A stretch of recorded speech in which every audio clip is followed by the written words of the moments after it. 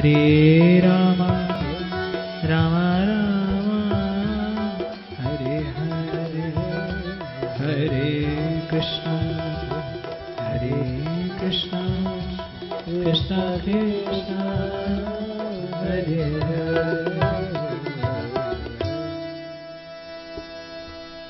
अकबर ने कहा, हमारे दरबार में और भी कवि आते हैं, और भी गवैये आते हैं।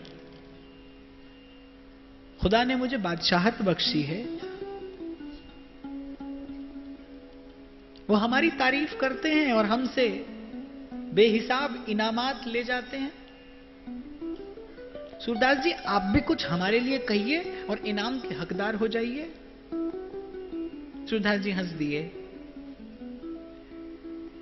जिनकी नजरों में मोहन समाए, वो नजर फिर तरसती नहीं है। मन ही मन हंस दिए सूरदास जी कि ये बेचारा भावहीन जीव, ये रसहीन चित्त क्या जाने कि कैसे मेरे लाल जी की एक मृदु मुस्कान पर कोटि कोटि प्राण न्यौछावर किए जाते हैं।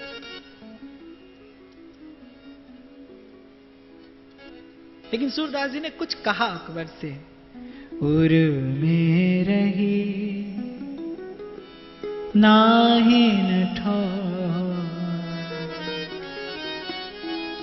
बोले श्याम सुंदर ने अपने प्रेम से ऐसा तृप्त कर दिया बादशाह, और में रही नाहिन ठौर। नंद नंदन अछत कैसे, नंद नंदन अछत कैसे। आनिए पुर में रही नाहिन ठौर।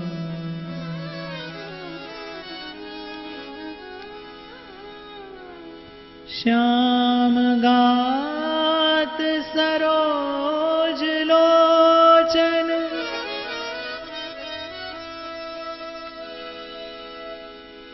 मंद मृदु अति हास।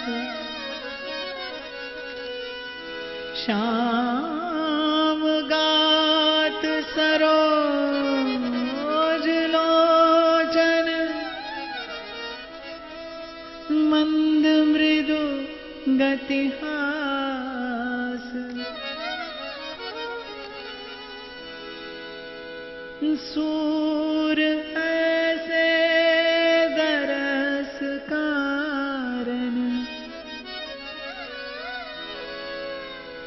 मरत लोचन प्यास। सूर में रही नाहिन ठौर।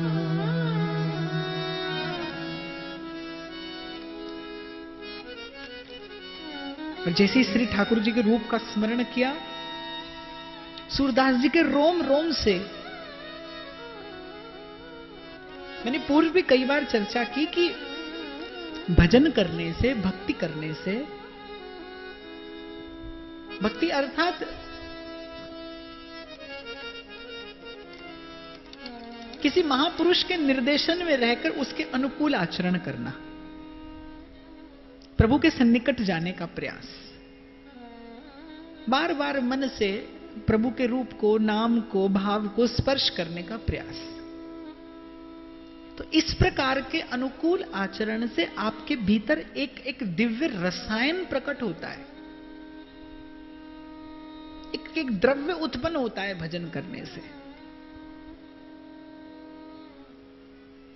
संतों का तो ऐसा भी अनुभव रहा है, उन्होंने तो ऐसा भी दर्शन अपने जीवन में किया है कि आत्मा के स्तर से आप जिसका भी भजन करेंगे, जिसका चिंतन करेंगे, एक संसार में भी एक आपने सुना होगा, एक कीट भृंग न्याय होता है।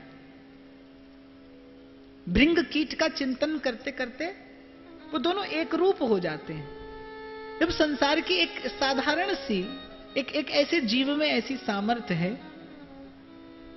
और ध्यान में आपको बताऊं कैसा सामर्थ्य है। प्रभु दशानन का एक एक शीश काटे जा रहे थे, और दशानन को वरदान है, शीश कटता है फिर एक शीश आता है। देवता लोग व्याकुल होने लगे कि इसके हृदय में अमृत है, इसकी नाभि में अमृत कुंड है, प्रभु उस पर प्रहार क्यों नहीं करते? तो ब्रह्मा जी ने देवताओं से कहा, बोले रघुनाथ जी रावण के हृदय पर प्रहार नहीं करेंगे। बोले क्यों? क्योंकि बोले रावण ने सीता का इतना गहन चिंतन किया है, उस सीता का ऐसा इतना गहन स्मरण करता है कि रावण का जो हृदय है वो जानकीमय हो गया है। रावण का चिंतन बोले जानकीमय हो गया है। प्रभु यदि रावण के हृदय पर प्रहार करते हैं तो आघात जानकी जी पर होगा। जानकी जी के रोम रोम में श्री राम बसते हैं, राम के एक एक रोम में अनंत कोटि ब्रह्मांड है। अगर अभी प्रभु ने रावण के हृदय पर प्रहार किया तो अनंत कोटि ब्रह्मांडों का विध्वंस हो जाएगा। तो प्रभु बार बार शीश काटते हैं। कुछ क्षणों में यह निशाचर विह्वल हो जाएगा, व्याकुल हो जाएगा, और जैसे ही जगदंबा से इसका ध्यान हटेगा प्रभु उसके हृदय पर प्रहार करेंगे। ध्यान में ऐसी सामर्थ्य है, ध्यान इष्टमय कर देता है। मैं अभी निवेदन कर रहा था, अपने भजन का वाणी से प्रदर्शन मत करिए। यदि आपने भजन किया है आपके आभा मंडल में प्रकट होगा। भक्ति भगवान की भी भगवान है, वासुदेवे भगवती कुर्वन्ते आत्म प्रसादिनी। तो सृष्टि का सारभूत तत्व है, आपके हृदय में प्रकट होगा, आपका रोम रोम उसका वर्णन करेगा। आपके आभा मंडल से एक सुवास आएगी, आप छिपाना भी चाहेंगे तो छिपेगी नहीं।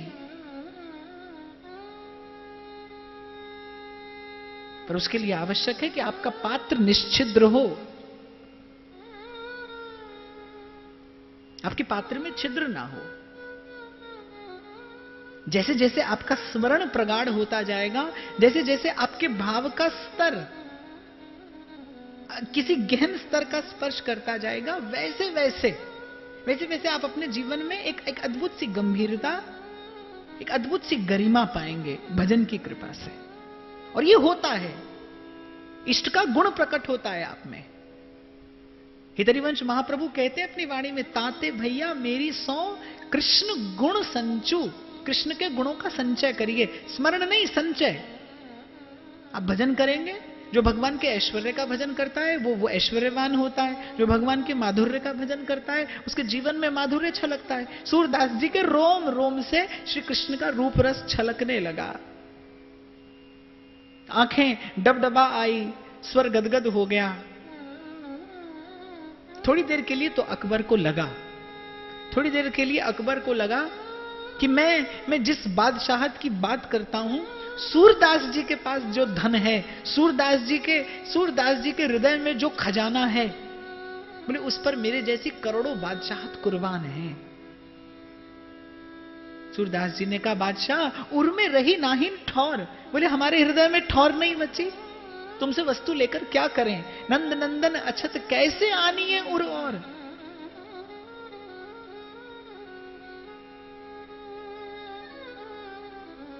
नैनन पिय मूरत बसी, पर छवि कहां समाय। भरी सराय रहीम लख, पथिक आप फिर जाए। मैं भी कुछ देर पहले कह रहा था ना, आप भजन करिए, फिर संसार आएगा। लेकिन जब देख लेंगी वासनाएं, जब देख लेंगी कामनाएं कि आपके हृदय में उनके रहने के लिए ठौर नहीं है, वो द्वार तो खटखटाएंगी। लेकिन जब देखेंगी हृदय भरा है प्रभु के भाव से, वो लौट जाएंगे। ऐसा नहीं है भजन करने वाले के जीवन में प्रलोभन नहीं आते, भजन करने वाले के जीवन में भटकने के अवसर नहीं आते, आते हैं, लेकिन वो हृदय को भरा देखकर, भाव से, वो नैनों को भरा देखकर प्रियतम की छवि से लौट जाते हैं। भरी सराय रहीम लख, पथिक आप फिर जाए। अच्छा सूरदास जी, आपने हमसे कुछ लिया तो नहीं, एक बात हमें बता दीजिए कि कविता आपकी उत्तम है या तुलसीदास की उत्तम है? तुलसीदास जी से बड़ा स्नेह संबंध था सूरदास जी का, मित्र थे, दोनों परम सुहृद।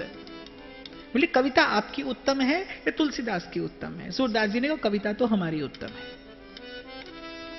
अकबर ने कहा अरे आप कैसे फकीर हैं जो अपनी कविता को उत्तम बता रहे हैं, तुलसी की कविता को सारा संसार गाता है। बोले बादशाह कविता तो मेरी ही उत्तम है। बोले कैसे?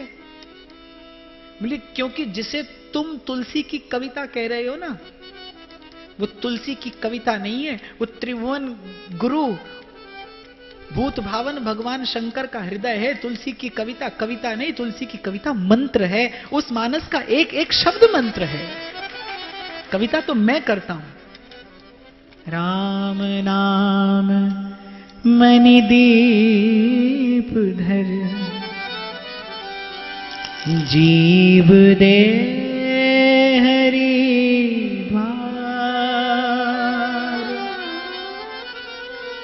तुलसी भीतर बाहरों, जो चाहस उजियार, जाही न चाही कबहूं कछु, तुम संग सहज सने, बसहु निरंतर ताके उर, सोराउर निज गे। बार बार वर मांगी हो,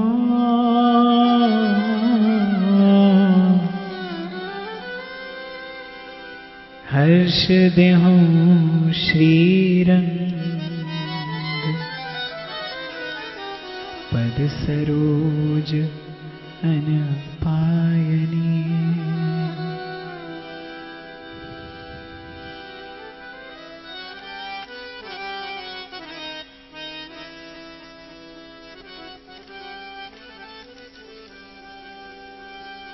पद सरोज अन पायनी,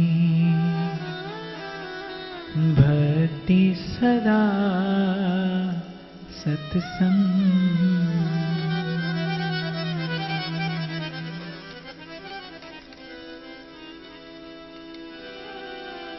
अब प्रभु कृपा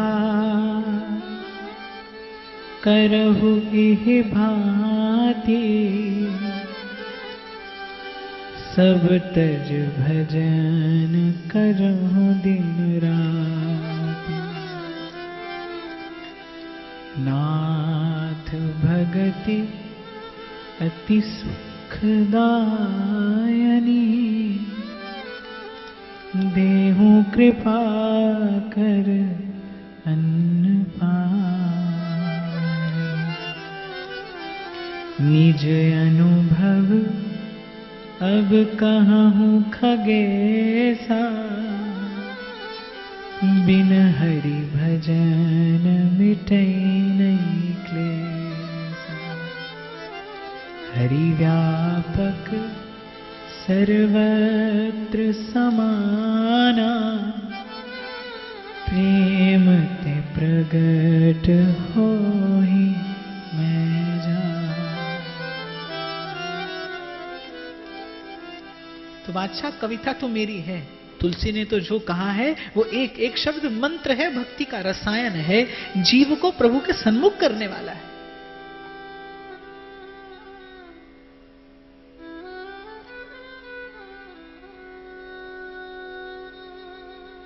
ये संत हृदय की, ये साधु हृदय की दीनता है, विनय है, विनम्रता।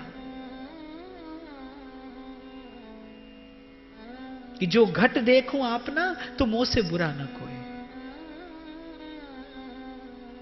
मैंने कल भी निवेदन किया कि जिस दिन प्रभु आपको देखेंगे उस दिन आपको अपना अवगुण दिखेगा। जिस दिन प्रभु आपको प्रेम से देखेंगे उस दिन आप अपना अनुभव देख पाएंगे। उस दिन मन में अपने दोष के प्रति, अपने अभाव के प्रति ग्लानि उपजेगी। कैसी विडंबना है जीवन की कि जीव भगवान से विमुख है। जीव भगवान से विमुख है, परंतु इस बात का दुख नहीं है जीवन में, इस बात की पीड़ा नहीं है जीवन में। आज भी संसार के ही अभाव की पीड़ा है।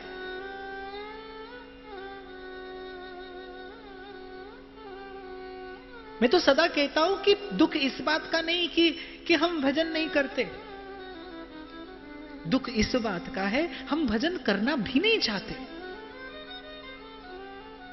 दुख इस बात का नहीं है कि जीवन व्यर्थ जा रहा है, उससे कहीं अधिक पीड़ा इस बात की है कि आज भी वहां जाने के लिए कोई तैयारी नहीं है। आज भी उस भजन के लिए जीवन में प्रयास नहीं है। इसलिए मैं तो हर बार उन लोगों को बहुत हृदय से धन्यवाद भी देता हूं, शुभकामना भी देता हूं, और व्यासपीठ से उन लोगों के लिए आशीर्वाद भी है जो लोग प्रयास करके सत्संग सुनने के लिए आते हैं, जो लोग प्रयत्न करके आते हैं यहां पर, जो लोग जीवन की सुख सुविधा एक और करके आते हैं यहां पर।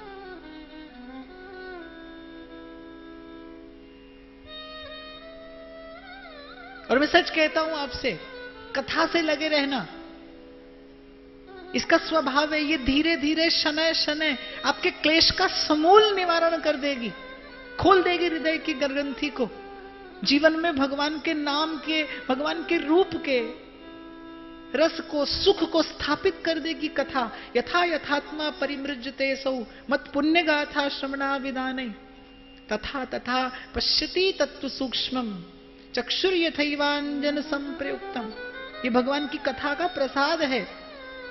मांझ देगी ये मन के बर्तन को, निश्चित्र कर देगी हृदय के पात्र को, स्थिर कर देगी भक्ति के रस को जीवन में। सदा के लिए सुखी हो जाएंगे आप। इसीलिए कोई आशीर्वाद मांगे भी तो साधु ये आशीर्वाद नहीं देता कि सदा सुखी रहो। साधु ये कहता है सदा भजन में रहो, सदा भाव में रहो, जीवन में सत्संग सेवा सुमिरन बना रहे, बढ़ता रहे। थोड़ी सी देर का संग किया था अकबर ने सूरदास जी का, और क्या मिला अकबर को? सूरदास जी के रोम रोम से छलकता वो कृष्ण रस, वो श्रृंगार रस, वो श्याम रस अकबर के उस विषय हृदय को स्पर्श कर गया, प्रतिष्ठित कर दिया। सूरदास जी ने सिद्ध कर दिया। एक घड़ी आधी घड़ी, आधी में पुनियाद, तुलसी संगत साध की, कटे कोटि अपराध। आदि से भी याद। अकबर की एक हिंदू बेगम थी जोधाबाई। एक बार यमुना स्नान करते करते जोधाबाई को यमुना जी के जल पर तैरती एक टोकरी में एक बड़ी सुंदर सी कन्या मिली। नवजात कन्या थी और बड़ी सुंदर अपरूप रूप उस नन्ही सी कन्या का, उस बालिका का। जोधाबाई के मन में वात्सल्य उमड़ा, महल में ले आई, बड़ा लाड़ से, बड़े दुलार से उसका पालन पोषण किया। बड़ा दिव्य रूप था उस कन्या का। वो कन्या साधारण बालिका प्रतीत नहीं होती थी, उसके रूप में कुछ दिव्यता थी। उसका नियम था, संध्या समय महल की छत पर जाया करती थी और जाने किसको निहारती थी, किसी अज्ञात का चिंतन करती थी, रात्रि में लौट आती थी और जोधा उसकी ये क्रिया नित्य प्रति देखती थी।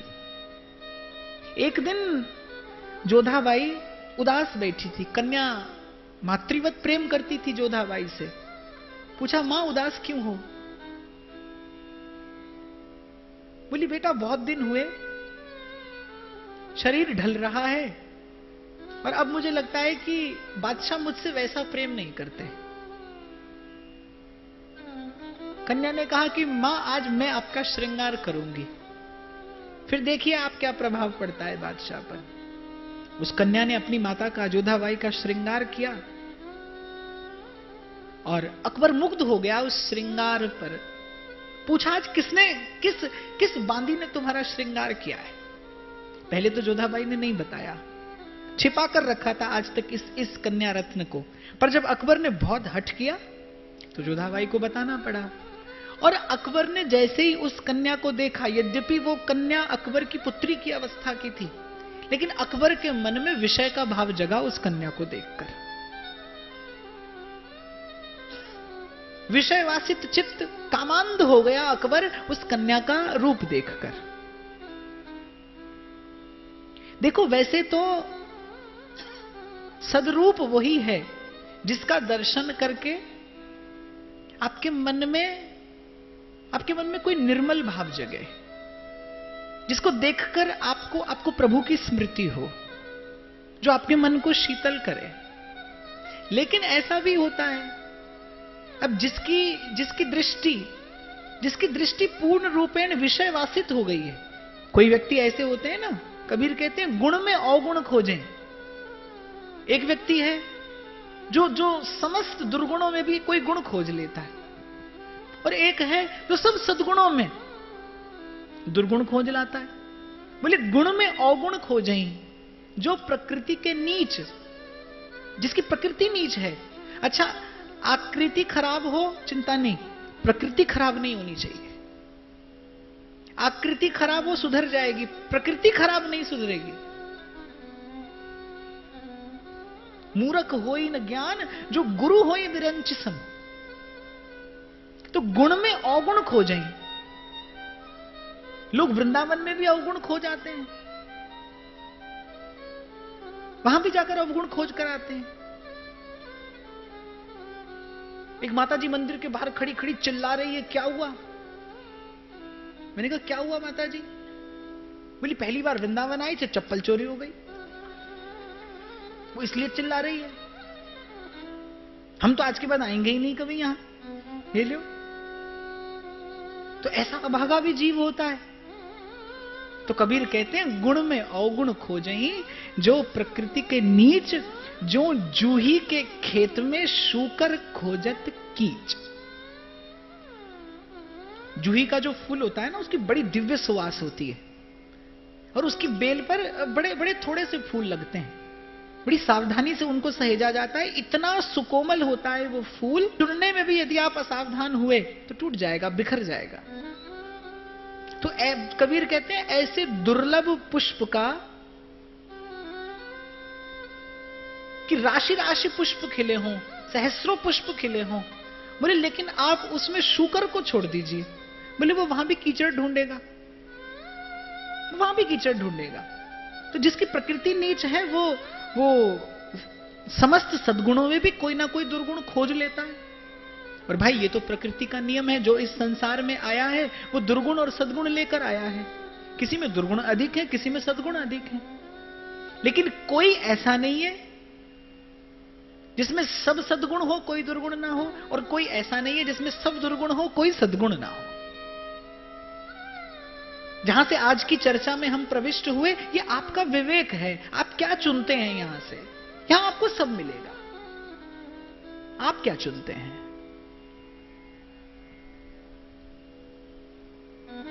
कामांध हो गया अकबर, और जैसे ही उस कन्या के प्रति अकबर के मन में कुभाव जगा। अच्छा, कामना दूसरे को पीड़ित नहीं करती, स्वयं को ही पीड़ित करती। ये एक ऐसी अग्नि है जो स्वयं को जलाती है। लेकिन अकबर के मन में ही नहीं, अकबर के तन में भी एक भयंकर दाह उत्पन्न हो गया, जलन होने लगी अकबर को, जैसे ही अकबर के मन में उस कन्या के प्रति ऐसा भाव जगा। वैद्यों को बुलाया गया उपचार कराने के लिए। किसी की समझ में कुछ नहीं आता, क्या करें? किसी ने कहा, और किसी ने ही क्यों, बीरबल ने कहा, बोले बादशाह मुझे लगता है कि आपसे कोई अपराध हुआ है। खुदा के किसी बंदे का अपराध हुआ है आपसे। जब रोग औषध से ठीक न हो तो शायर कहता है जो बात दवा से बन ना सके वो बात दुआ से होती है। बोले इन वैद्यों की समझ में जब बात नहीं आई तो मुझे लगता है कि आपसे किसी खुदा के बंदे का अपराध हुआ है, कोई गलती हो गई आपसे। तो क्या करें? बोले सूरदास जी को ही बुलाना चाहिए। सूरदास जी आए। सूरदास जी ने जब बादशाह को देखा, सूरदास जी समझ गए कि इनसे कोई भगवत अपराध बन पड़ा है। सूरदास जी ने कहा वो कन्या कहां है जिसे देखकर आपके मन में वो भाव जगा? और जैसे ही वो कन्या सामने आई, सूरदास जी ने बिना देखे उस कन्या के अंग से कमल के पुष्प की सुवास आती थी। जैसे ही वो कन्या निकट आई, सूरदास जी ने कहा ललिते तोहे बूझत शाहजहां। और उस कन्या ने उत्तर दिया सूर तज श्याम तुम आए कहां। जैसे ही सूरदास जी ने यह बात कही, उस कन्या ने योगाग्नि से अपने शरीर को भस्म किया। सूरदास जी ने उसकी रज अपने माथे चढ़ाई। रहस्य किसी की समझ में नहीं आया। बहुत हट करके जब जोधाबाई ने पूछा तो सूरदास जी ने कहा कि वो कन्या साधारण कन्या नहीं थी। वो कन्या तो युगल सरकार की नित्य सखी ललिता थी। इस धराधाम पर कैसे आई? एक समय नित्य निकुंज में प्रिया प्रीतम परस्पर कोई वार्ता कर रहे थे। ललिता जी द्वार पर खड़ी थी। उद्धव आए। उन्होंने निकुंज के भीतर जाना चाहा। ललिता जी ने रोक दिया। बोले इस समय प्रिया प्रीतम परस्पर कोई वार्ता कर रहे हैं तो आप भीतर मत जाइए। उद्धव जी को ललिता जी की यह चेष्टा अनधिकार चेष्टा लगी। क्रोधित हो गए। बोले आप हमको भीतर जाने से रोक रही हैं? बोले भगवान के दर्शन करने से कौन रोकता है? बोले म्लेच्छ रोकता है। बोले जाओ धरती पर जाकर जन्म लेना और म्लेच्छ के घर में तुम्हारा पालन होगा। ललिता जी को भी क्रोध आ गया। ललिता जी ने कहा आपने बिना ही जाने हमको श्राप दे दिया। आप हमसे कारण पूछते कि हमने आपको भीतर जाने से क्यों रोका। आपने बिना ही कारण जाने हमें श्राप दे दिया। आप ऐसे मदांध हो गए, आप मद में ऐसे अंधे हो गए कि आपने बिना कारण हमको इतना बड़ा श्राप दे दिया। हमें प्रभु से दूर जाना पड़ेगा। जाइए आप भी अंधे होकर धराधाम पर जन्म लीजिए। आप भी अंधे होकर विचरण करिएगा। परस्पर दोनों का संवाद सुना। जब भीतर बैठे प्रिया प्रीतम ने, दोनों द्वार पर आ गए। और जब सारी घटना सुनी, जब सारी घटना देखी, तो श्राप तो दोनों ने एक दूसरे को दे दिया। अब इस श्राप से मुक्ति का उपाय भी आप दोनों बता दीजिए। तो श्री प्रिया जी ने कहा कि जब इन दोनों का धराधाम पर मिलन होगा, दोनों श्राप से मुक्त हो जाएंगे। तो जो वो कन्या थी वो ललिता जी थी, और सूरदास जी कौन है? श्री ठाकुर जी के नित्य सखा उद्धव जी। परंतु भगवदीय जनों के कोप में भी संसार का कल्याण ही निहित होता है। संत ते होए न कारज हानि। संत से कार्य की हानि नहीं होती।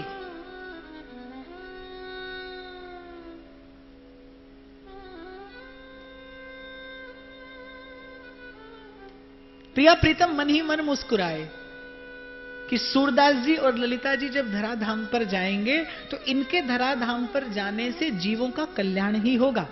सतरती सतरती सलोकांस तारयति। एक भक्त आता है संसार में और जाने कितने जीवों को भव पार करा देता है। कितने अधिकारी अनधिकारी, पात्र अपात्र, जाने कितने जीवों को वो उस पार ले जाता है। तो यद्यपि श्री प्रिया जी के वचनानुसार ये दोनों जब एक दूसरे से मिलेंगे तो दोनों श्राप से मुक्त हो जाएंगे।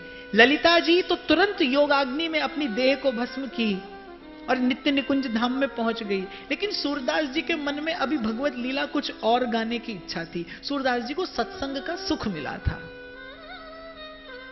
तात स्वर्ग अपवर्ग सुख धरिए तुलाइक संग।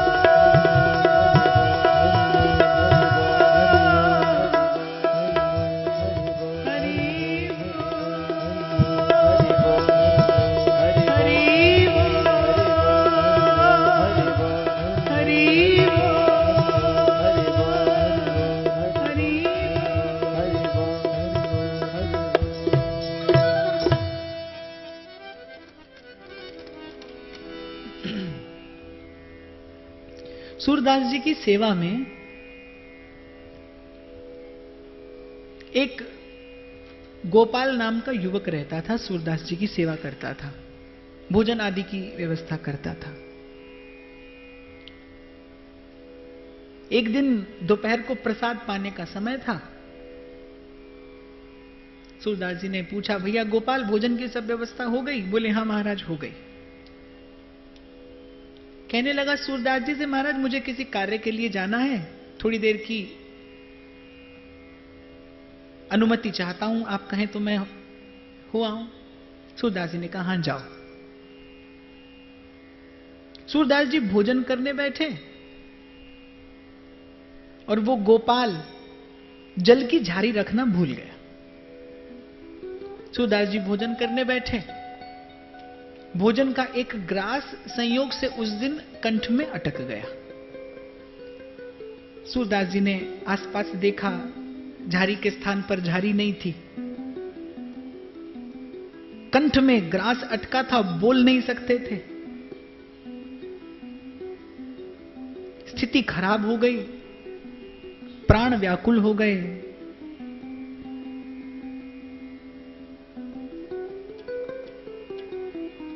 और जब भक्त तद्वत होता है, जब भक्त की वृत्ति भगवान से तदाकार हो जाती है, तो भक्तमाल में ऐसे कितने उदाहरण हैं कि प्रहार भक्त पर हुआ और चोट श्री ठाकुर जी के श्रीअंग पर लगी।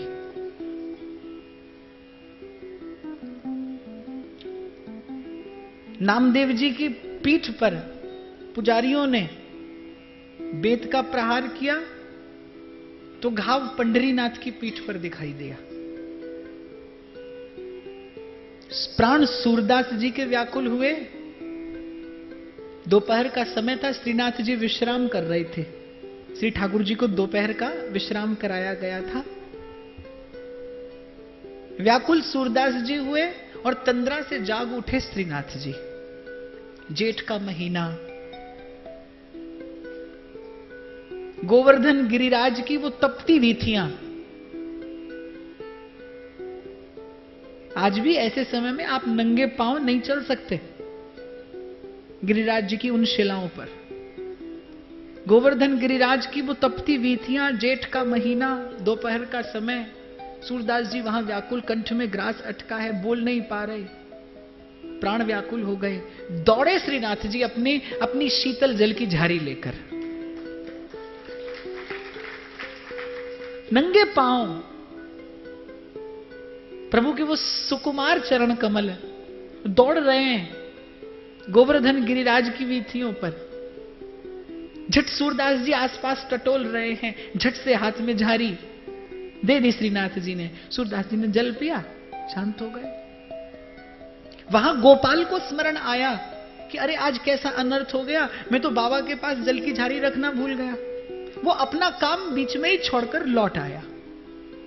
बोली, बाबा आपने भोजन कर लिया? हाँ लाला, भोजन कर लिया। आज तो मैं जल की झारी रखना भूल गया। जल की झारी रखना भूल गया? अरे आज ही तो मेरे कंठ में ग्रास अटका। पहले तो झारी नहीं मिली, पर मैंने आसपास देखा तो झारी मेरे हाथ में आई, मैंने बड़ा शीतल जलपान किया। कहां है झारी? सूरदास जी ने अपने अपने आसन के पीछे से झारी उठाकर गोपाल के हाथ में दी। गोपाल हतप्रभ रह गया कि ये तो श्रीनाथ जी के मंदिर की सोने की झारी आपके पास। जब गोपाल ने सब बात बताई, नेत्र छलछला आए सूरदास जी के। सूरदास जी ने कहा, अरे तू तो नाम का ही गोपाल है, सच्चा गोपाल तो एक ही है। बोले, गोपाल तो एक ही है। इसीलिए एक शायर कहता है बड़ी सुंदर बात कि दिल भी जा लगा किसी ऐसे बेदर्द से, कि दिल भी जा लगा किसी ऐसे बेदर्द से जो किसी और का होने दे ना अपना रखे। बोले, तुम अपना भी नहीं करते, यहां का भी नहीं रहने दिया और यहां का भी नहीं होने दिया। बोले, दिल भी जा लगा किसी ऐसे बेदर्द से जो किसी और का होने दे ना अपना रखे, मगर फिर भी अच्छा नहीं लगता कोई हम नाम उसका। मगर फिर भी अच्छा नहीं लगता कोई हम नाम उसका। कोई उस जैसा हो तो फिर नाम भी उस जैसा रखे। बोले, अरे अरे तू तो सिर्फ नाम का गोपाल है, असली गोपाल तो बस केवल मेरे श्रीनाथ जी हैं। मेरे राम राय तू संता का संत तेरे,